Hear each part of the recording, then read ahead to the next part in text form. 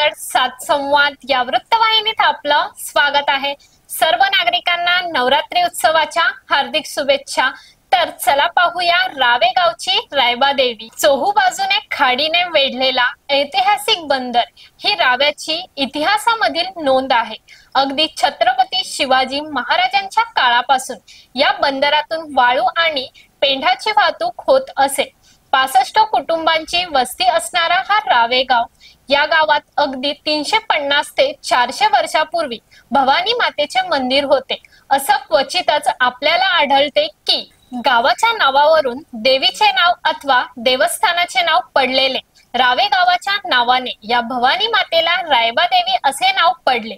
याची एक गोष्ट वेगळीच आहे, ती म्हणजे या गावामध्ये पूर्वी मारवाडी कुटुंबीय राहत होते। या मारवाडी कुटुंबियांना या देवीच्या साक्षात्काराची अनुभूती वेळोवेळी येत असत, त्यामुळे ते या देवीची मनोभावे पूजा अर्चा करत असत। जेव्हा गावकऱ्यांना देवीसाठी मंदिर बांधण्याचे ठरविले, त्यावेळी प्रत्येकाने 1 दिवसाच्या मचव्याचा धंदा या मंदिरासाठी द्यायचे ठरले।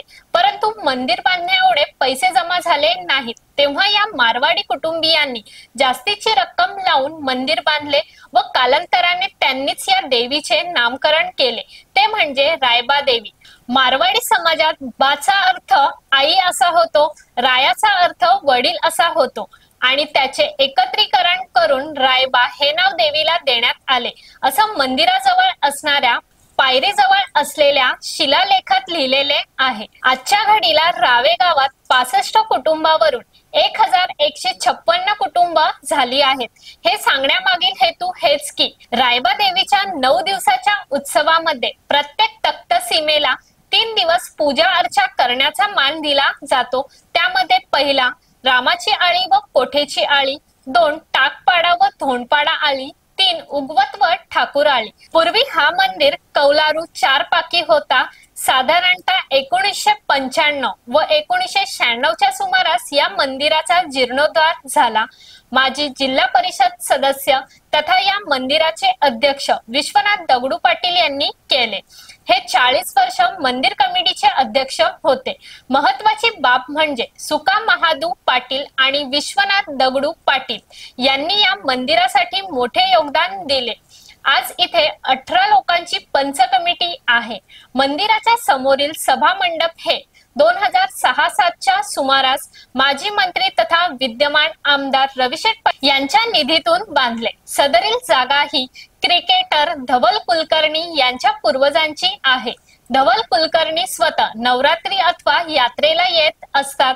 ही यात्रा चैत्र अमावस्येला असते। तसेच रायबा देवीचे माहेरघर तिसगाव असल्याने मानाचा पहिला मान हे कल्याण तिसगाव येथे रावेकरांना मिळतो। रायबा देवीचे 2 भाऊ म्हणून म्हसोबा आणि खंडोबा यांचे देखील उल्लेख करणे महत्वाचे आहे, कारण रावे गावाचा प्रमुख व्यवसाय हा मचव्याचा म्हणजे वाळू व्यवसाय। या व्यवसायाची सुरुवात रायबा देवीच्या दर्शनाने आणि म्हसोबा आणि खंडोबा या 2 भावांच्या आशीर्वादाने सुरू होत असत, असे हे रावे गावातील जुने जाणते माधव गणपत पाटील हे सांगतात।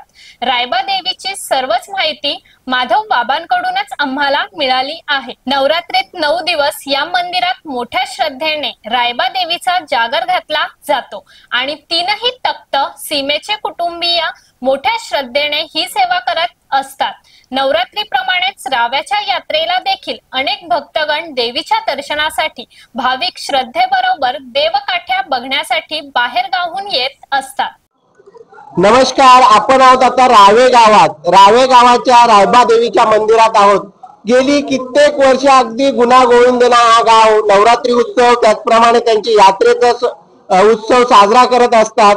तर साधारणतः या मंदिराला इतिहास आहे, जवळजवळ 350 ते 400 वर्षाचा इतिहास आहे। आणि या मंदिराचा म्हणजे विचार केला, रावा हा एक बेट आहे आणि या बेटावर शिवकालापासून एक व्यापार म्हणजे इथं वालू व्यवसाय आणि पेंडा व्यवसाय, त्याच्याबरोबर मच्छी व्यवसाय म्हणजे मच्छीमारीचा व्यवसाय सुद्धा हे राव्या बेट करत असेल। तर आपण रायबा देवीची काय महती आहे ही त्यांच्या जी पंच कमिटी आहे त्यांच्याशी आपण बोलणार आहोत। दादा या पुढे।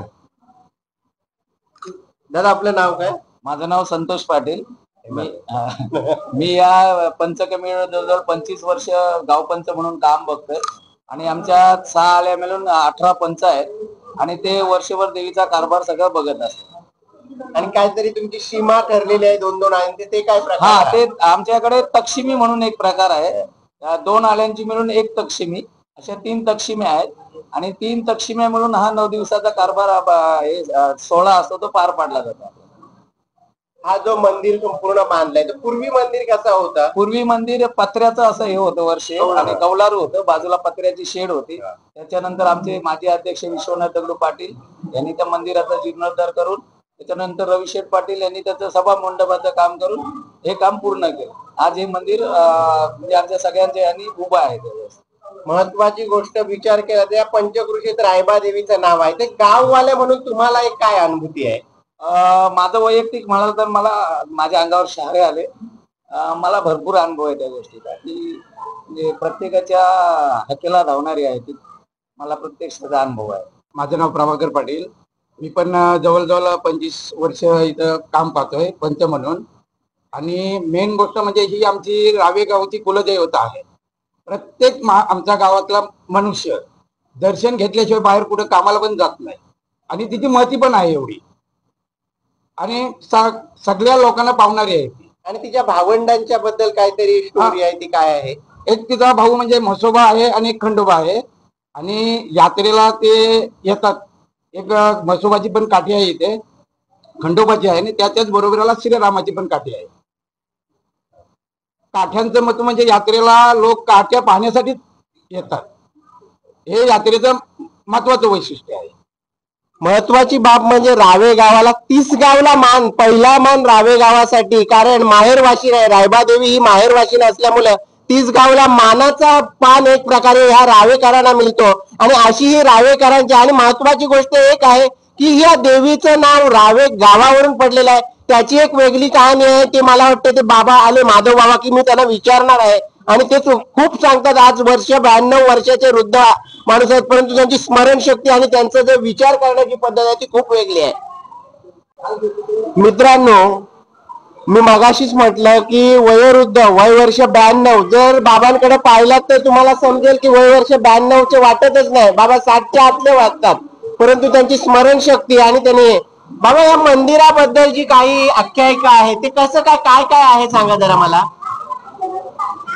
हे 65 घरांचे गाव, एक वागळीकर 60 घरं, राक्षीकर 3 घरं, कोठेकर 1 आणि ठाकूर 1, असं हे 65 घरांचं गाव वसलं. नंतर इथं हे पूर्वीची पेशवाई असल्यामुळं ते तामाणे वगैरे जमीनदार, 12 बलुतेदार, 12 बलुतेदार नाही, इथे त्यांची जमीन त्यांना जहागिरी म्हणा किंवा इनाम म्हणा अशी दिलेली. तर ते इथं, आणि ही 65 घरं आणि मारवाड्यांची पण जमिनी होती. मारवाडी पण इथे होते, दिघाटी साईडला त्यांच्या जमिनी. पण राहायला हे गाव मुख्य असल्यामुळं राहायला इथं होते. आणि इथे मग त्यांनी किराणा दुकानं घालून ते सदन झाले, जमिनी पण होत्या. बाबा जो नाव दिला, देवीला नाव दिला, ते कोणीतरी मारवाड्याने दिलं ना, ते काय आहे नक्की? मारवाडे काय दिलं? दिलं महागावून मारवाड्याने, पण अगोदर ह्या रावाई म्हणून नाव होतं. पायरीवर त्याचा शिलालेख आहे. तर रावाई, पण इथे मचव्यांचे आमचे धंदे, साईला यात्रा भरत असे, साईला आमची काठी जात असे. यात्रा इथे भरत नव्हती देवीची. तिथे काठी जाताना आमच्या काठ्या आता मठव्यांचे धंद आणि सामान व्यवस्थित, लाकूड फाटा, त्याच्यामुळे आमच्या त्या काठ्या उंच व्हायच्या. आणि त्या उंच काठ्या होण्यामुळं भांडणं व्हायची तिथे. 1-2 वर्ष अशीच बोला चाली, कुटाकुटी होत.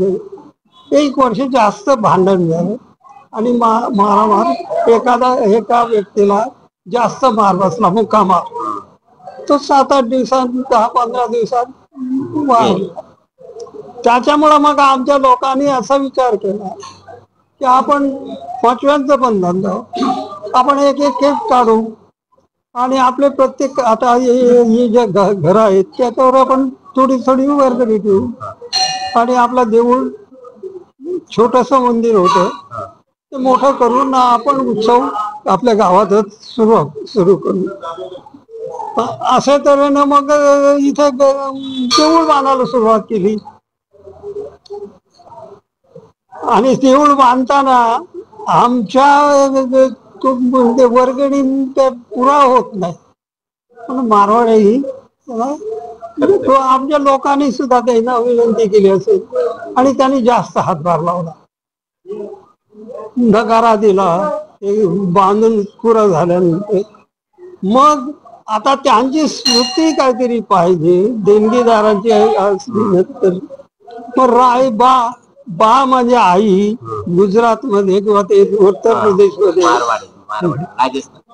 रावाई बोलण्यापेक्षा मग रायबा देवी असं त्याचं ते झालं.